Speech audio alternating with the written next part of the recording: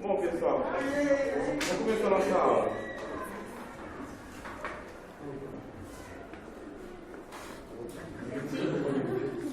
Bom, hoje então um pouquinho sobre Sócrates.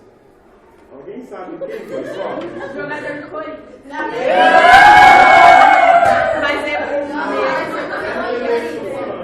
Estou falando de Sócrates, filósofo de Atenas. Quem vocês conhecem?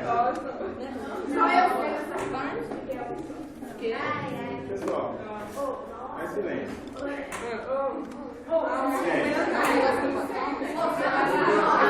porque o homem não liga.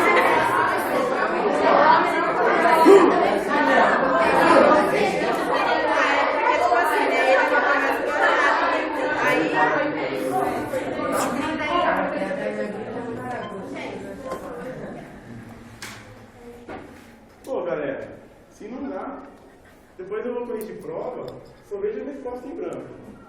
Pô, vocês levam tudo na brincadeira. Não sei se é aula.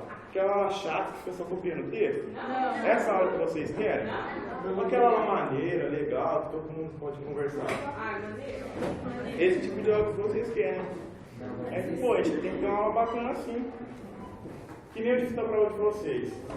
Só tem resposta em branco. Eu não estou ensinando bosta nenhuma aqui na frente. Então, escreva alguma coisa que vocês lembram. Vocês não lembram nada? Pô, eu vi uma resposta escrita: só sei que nada sei. Quem será? Quem será? Eu achei maneira essa resposta.